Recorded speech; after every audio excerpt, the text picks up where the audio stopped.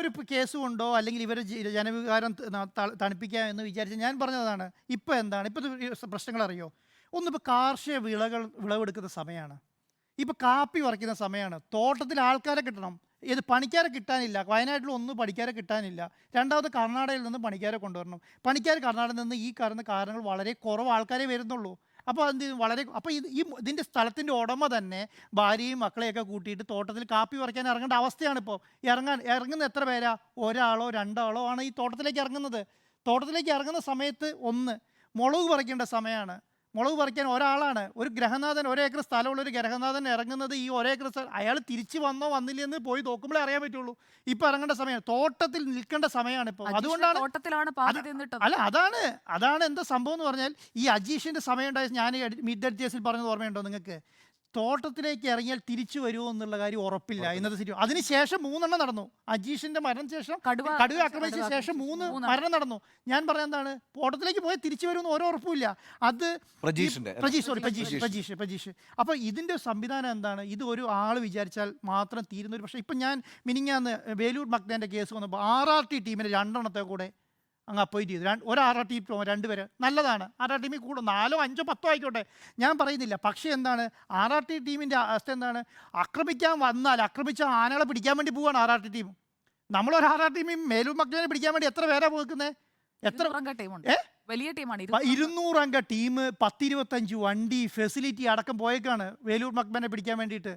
എത്ര ദിവസം, എത്ര എക്സ്പെൻസാണ്. എന്നിട്ട് നമ്മുടെ നീക്കിരിപ്പ് എത്രയാണെന്നറിയോ ബഡ്ജറ്റിൽ? 48 കോടി. ഈ പറയുന്ന ഇഷ്യൂസ് മൂത്തം ഡെവലപ്പ് ചെയ്യേണ്ട സ്ഥലത്ത് 48 കോടി. കേന്ദ്ര സർക്കാരിൻ്റെ വിഹിതം മേടിച്ചു കൊടുക്കേണ്ട MP ആണ്, അവിടുന്ന് വന്നിട്ടില്ല. കേന്ദ്ര സർക്കാരിൻ്റെ വിഹിതം മേടിച്ചു കൊടുക്കേണ്ട ആരാ? MP ആണ്. ഇതൊരു വനം പരിസ്ഥിതി എന്ന് പറയുന്നത് വനം പരിസ്ഥിതി എന്ന് പറയുന്നത്, ഈ വന്യജീവി വനം പ്രശ്നം എന്ന് പറയുന്നത് അതൊരു കേന്ദ്ര വിഷയം കൂടിയാണ്. ആ കേന്ദ്ര വിഷയത്തിൽ വളരെ ശക്തമായി ബാധ്യത രാഹുൽ ഗാന്ധി. സാറേ, ഇതിനകത്ത് ഒരു കാര്യം, ഒരു ജനപ്രതിനിധി വിചാരിച്ചാലൊന്നും വയനാട്ടിൽ ഒന്നും ചെയ്യാൻ പറ്റില്ല. ഞാൻ വേറൊരു രസം പറയാം. വയനാട്ടിൽ ഈ അവഗണന വരാൻ കാരണം എന്താണെന്നറിയോ? 3 നിയമസഭാ മണ്ഡലമേ ഉള്ളൂ. 2 നിയമസഭാ സംഭരണം ഒരെണ്ണം, ഏത് മാനന്തവാടിയും ബത്തേരി സംഭരണത്തിലുള്ള 2 നിയമസഭയും കൽപ്പറ്റയും 3. ബാക്കി എല്ലാ ജില്ലകൾക്കും 10, 12 MLA. അങ്ങനെ ഒരു പൊളിറ്റിക്കലി അല്ലാത്ത വിഭാഗം തന്നില്ലേ? ഞങ്ങൾക്ക് പ്രശ്നമില്ലാന്നേ. ഞങ്ങൾ 10 MLA ഉള്ള സ്ഥലത്ത് കൊടുക്കും. നിങ്ങൾ ഇപ്രാവശ്യം ബഡ്ജറ്റ് എടുത്ത് നോക്കിക്കോളൂ, കഴിഞ്ഞ വർഷത്തെ ബഡ്ജറ്റ് എടുത്ത് നോക്കിക്കോളൂ, ഏത് ബഡ്ജറ്റ് എടുത്ത് നോക്കിക്കോളൂ. വയനാടിന് 6000 കോടി രൂപയുടെ പാക്കേജ് തോമസ് ഐസക്കിൻ്റെ കാലത്ത് പ്രഖ്യാപിച്ചു. ഇതിൻ്റെ അകത്ത് 60 കോടി, 6000-ൽ 60 കോടി 1% ചിലവാക്കാൻ പറ്റിയില്ല. 48 കോടിയോ 47 കോടിയിൽ നിർത്തി പരിപാടി. എന്തുകൊണ്ടാണ്? ഞാൻ അവിടെ ചെയ്തില്ലെങ്കിൽ വലിയ പ്രശ്നമില്ലാത്തതുകൊണ്ടാണ്. ചോദിച്ചു വാങ്ങാൻ ആൾക്കാരെ കൊണ്ട് പറ്റുന്നില്ല. 2 MLA കൊണ്ടോ 3 MLA കൊണ്ടോ പറ്റില്ല. ചോദിക്കാൻ ആളില്ല. കാരണം 3 പേരേ ഉള്ളൂന്നേ. ചെറിയ സ്ഥലം, കേരളത്തിലെ ഏറ്റവും ചെറിയ സ്ഥലം, ഏറ്റവും ജനസംഖ്യ കുറഞ്ഞ സ്ഥലം, 8 ലക്ഷം ആൾക്കാർ. ഇപ്പം നമ്മൾ കണ്ടല്ലോ, T സിദ്ദിഖും IC ബാലകൃഷ്ണനും അവിടെ കഷ്ടപ്പെടുന്നത് കാണുന്നില്ലേ? കഷ്ടപ്പെടുന്നത് കാണുന്നുണ്ട്. ഞാൻ പറഞ്ഞത് OR കേളും കഷ്ടപ്പെടുന്നുണ്ട്. OR കേളുവിന് നിവൃത്തിയില്ല പറയാൻ. ആ മനുഷ്യൻ, ഞാൻ പറഞ്ഞത് ഈ വേലൂർ ഭക്തൻ്റെ കേസ് പറഞ്ഞിട്ട് അദ്ദേഹം CPM-ൻ്റെ MLA ആണ്. കഷ്ടപ്പെട്ട് രാത്രി പകൽ ഓടുന്നുണ്ട് അവിടെ, നമ്മൾ കാണുന്നുണ്ട്. പക്ഷേ എന്ത് ചെയ്യാൻ പറ്റും? ഒരു സർക്കാർ ഒരു ഡിസിഷൻ എടുക്കാതെ, സർക്കാർ ഞങ്ങൾ 2000 കോടി രൂപ അല്ലെങ്കിൽ 1500 കോടി രൂപ ഞങ്ങൾ ഈ വനത്തിന് വേണ്ടിയിട്ട് മാത്രം പ്ലാൻ ചെയ്തു, ഇതാണ് അതിൻ്റെ പ്ലാൻ, ഇതാണ് ചെയ്തത്, ഇതാണ് ഞങ്ങൾ റോഡ് ചെയ്യാൻ വേണ്ടി പോകുന്നു, ഞങ്ങൾ വയനാട്ടിൽ ഒരു മെഡിക്കൽ കോളേജ് പണിയുമെന്ന് തൻ്റെ അടുത്തോടെ ഇന്ന് കേരളത്തിൻ്റെ മുഖ്യമന്ത്രി പറയേണ്ടത് എന്താണെന്നറിയോ? ഇന്ന് ഈ പറയുന്ന സോനേൻ്റെ വാക്ക് കേട്ടോ, ഒറ്റ വാക്കേ പറയുള്ളൂ. സോന, ഞാൻ കേരളത്തിൻ്റെ മുഖ്യമന്ത്രിയാണ്, അടുത്ത വർഷം ഈ സമയത്ത് കേരളത്തിലെ ഏറ്റവും നല്ല മെഡിക്കൽ കോളേജ് വയനാട്ടിൽ ഉണ്ടാവുമെന്ന് പറയാനുള്ള ആർജവം കാണിക്കണം. വേണ്ടേ? അതാണ് പറയേണ്ടത്. വയനാട് ഒറ്റ വാക്കിൽ തീർന്നില്ലേ? കേരളത്തിലെ മുഖ്യമന്ത്രി വിചാരിച്ച് നടക്കാത്ത കാര്യമാണോ? അങ്ങനെയെങ്കിലും ആവട്ടെ എന്നാണ് ഞാൻ പറയുന്നത്. രണ്ടാമത്തെ കാര്യം എന്താ വേണ്ടത്? രണ്ടാമത്തെ കാര്യം രാത്രികാലം നിരോധനം. ആകെ 3 റോഡ്, അതിലത് 5 റോഡാണ് മൊത്തം ഉള്ളത്. 2 കർണാടകയിലേക്കും 2 കോഴിക്കോട് ജില്ലയിലേക്ക്, 1 കണ്ണൂർ ജില്ലയിലേക്ക്, 5 റോഡാണ് മൊത്തം വയനാടുമായി ബന്ധിപ്പിക്കുന്നത്. അതിനകത്ത് 3 ചുരം, 1 രാത്രി അടച്ചിടും.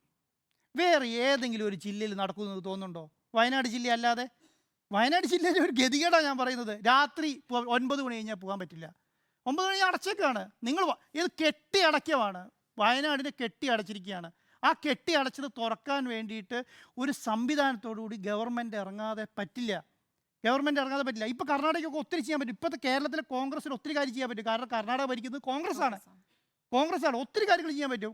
ഇവിടുത്തെ പ്രതിപക്ഷ നേതാവിനോ ഇവിടുത്തെ KPCC പ്രസിഡന്റോ വിചാരിച്ചാൽ കേരളത്തിലെ കർണാടകയിൽ ഒത്തിരി കാര്യങ്ങൾ കേരളത്തിന് വേണ്ടി ചെയ്യാൻ പറ്റും. വയനാടിന് വേണ്ടി അതിനേക്കാളും വലിയ കാര്യം എന്താ, രാഹുൽ ഗാന്ധി വയനാട് MP ആണെന്നുള്ളതും കൂടിയാണ്. എത്രയോ കാര്യങ്ങൾ ചെയ്യാൻ പറ്റും. ഇത് ഇവർ ഒത്തൊരുമയോടുകൂടി ഞാൻ ഇവർ ആരെയും പ്രോത്സാഹിപ്പിക്കുന്നില്ല, അടി ഉണ്ടാക്കാനോ ബഹളം ഉണ്ടാക്കുന്നില്ല. പക്ഷേ എന്താണ്, ഇതൊരു പ്ലാൻ ആയിട്ട് ഈ കാര്യങ്ങളെ കൈകാര്യം ചെയ്യാൻ പറ്റിയില്ലെങ്കിൽ എന്നെങ്കിലും ഒരു കാര്യത്ത് ഇന്ന് ദിവസം ഒരു ദിവസം കളയരുത്. ഞാൻ പറയണേ, ഇന്നല്ലെങ്കിൽ നാളെ ഇതിന് തീരുമാനമെടുത്തിട്ട് ഒരു പ്ലാനോടുകൂടി പോകണം. അവിടുത്തെ ജനങ്ങളുമായിട്ട് സംസാരിക്കണം. പിന്നെ അവിടുത്തെ കാര്യം എന്ന് പറയുമോ, വയനാടിനെ അറിയുന്ന ഫോറസ്റ്റ് ഉദ്യോഗസ്ഥന്മാരെ വയനാട്ടിൽ വരണം. മനസ്സിലായോ? വയനാട്ടിൽ അറിയുന്നവർ ഫോറസ്റ്റ് ഉദ്യോഗസ്ഥരെ വയനാട് വന്യജീവി എന്താണെന്ന് ഇപ്പോൾ സുജയ പാർവതി പറയുന്നത് കേട്ടു. 50 വയസ്സുള്ള മനുഷ്യനാണ്, 48 വയസ്സ്. നമ്മളെ കൊണ്ട് ഓടാൻ പറ്റുമോ? ഒരാന വന്നാൽ ഒന്ന് ആലോചിച്ച് നോക്കിക്കേ. 70 കിലോ വെയിറ്റുള്ള ഒരു മനുഷ്യന് ചടക്ക് എടുത്തിട്ട് ഓടാൻ പറ്റുമോ? നമുക്ക് ഓടാൻ പറ്റില്ല.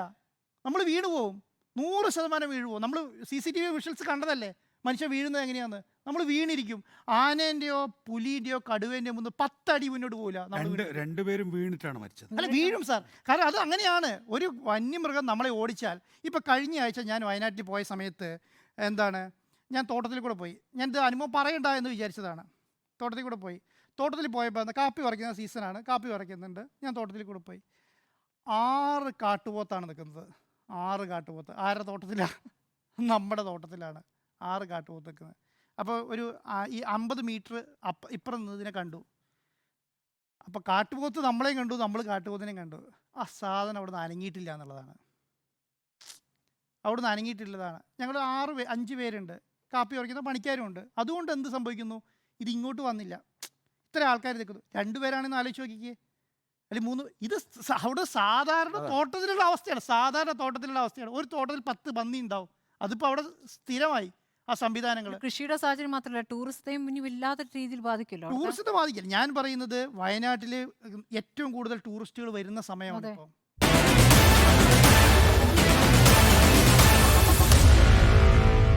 Meet the editors.